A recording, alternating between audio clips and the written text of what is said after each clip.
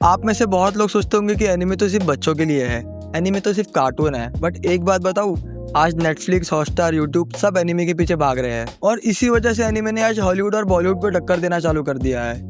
पर ये हो कैसे रहा है? तो आज मैं आपको वो 3 बड़े सीक्रेट्स बताऊंगा जिसकी वजह से एनिमे ने पूरी दुनिया को अपना फैन बना लिया है। और ये सीक्रेट्स किसी रेटिंग या बॉक्स ऑफिस से नहीं जुड़े हैं, ये जुड़े हैं आपके दिमाग से। तो पहला बड़ा सीक्रेट है कि एनिमे डर दिखाता है। हमारे हॉलीवुड या बॉलीवुड में हीरोज गलती नहीं करते, वो हमेशा परफेक्ट होते हैं। बट एनिमे में हीरो फेल होता है, रोता है, अपना सब कुछ खो देता है, जैसे कि नारुतो। और इसलिए हम एनिमे के हीरो से कनेक्ट हो पाते हैं। और यहाँ पर आता है एक और पॉइंट, एनिमे सिर्फ लड़ाई नहीं दिखाता, वो सवाल भी पूछता है, जैसे कि सही क्या है और गलत क्या है, जैसे डेथ नोट में। और वो दोस्त के बिट्रायल का असली दर्द दिखाता है। और इसीलिए जब हम एक 20 मिनट का एपिसोड देखते हैं तो हमें 2 घंटे की मूवी से ज्यादा महसूस होता है। तो ये इमोशनल हॉनेस्टी ही एनिमे का सबसे बड़ा पावर है। एक सीक्रेट जो इस टेक ओवर को तेज कर रहा है वो है पैसा। जब नेटफ्लिक्स और क्रंचीरोल जैसे बड़े प्लेटफॉर्म्स आए तो उन्होंने दुनिया भर के लोगों को एक ही जगह पर एनिमे दिखाना शुरू कर दिया। उन्होंने डबिंग को आसान कर दिया, सबटाइटल्स को परफेक्ट कर दिया। तो इसी वजह से जो चीज जापान में हिट होती है वही अगले दिन इंडिया या फिर अमेरिका में हिट हो जाती है। तो इसी बिजनेस आइडिया ने एनिमे को एकदम बदल के रख दिया।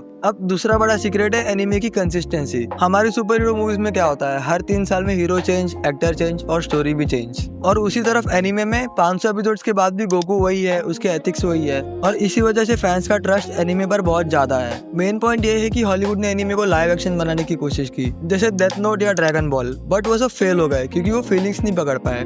एनिमे में हीरो हमेशा राइटर और इलस्ट्रेटर के कंट्रोल में होता है, तो ओरिजिनल क्रिएटर का विजन कभी खराब नहीं होता। और इसलिए फैंस को पता है कि उनका फेवरेट कैरेक्टर सुरक्षित है और यही कंसिस्टेंसी उन्हें वापस खींच लाती है। और अब आते हैं ग्राफिक्स और विजुअल्स पर। सोचो अगर हॉलीवुड को ड्रैगन बॉल का कामेहामेहा या फिर वन पीस का गियर 5 दिखाना हो तो कितना खर्चा आएगा, और वो रियल भी नहीं लगेगा। बट एनिमे के अंदर एनिमेशन का कोई लिमिट नहीं है, वो आंखों को वो चीजें दिखा सकते हैं जो रियल लाइफ में इम्पॉसिबल है। और इसी वजह से जुजुत्सु काइसेन या डीमन स्लेयर के फाइट सीन्स इतने स्मूथ और अमेजिंग लगते हैं। और ये विजुअल पावर ही फैंस को बांध के रखती है। अब आखिरी और सबसे इम्पोर्टेंट सीक्रेट है एनिमे का रूल बुक। आपको पता है कि शोनेन एनिमे में एक पावर सिस्टम होता है, जैसे वन पीस में डेविल फ्रूट, हंटर हंटर में नैन और जुजुत्सु काइसेन में कर्स्ड एनर्जी। बट ये सिर्फ स्पेशल इफेक्ट्स नहीं है, ये रूल्स है। अगर एक कैरेक्टर के पास फायर पावर है तो हमें पता होता है कि वो पानी से हारेगा, और इसीलिए फाइट देखने में ज्यादा मजा आता है। एनिमे का लॉजिक और स्ट्रक्चर हमारे इंटेलिजेंट दिमाग को चैलेंज करता है, और इसलिए हमें लगता है कि हम थियरी बना रहे हैं और हम वीडियो देखते हैं। तो यही असली टेक ओवर की वजह है। तो यही वो 3 बड़े सीक्रेट्स है,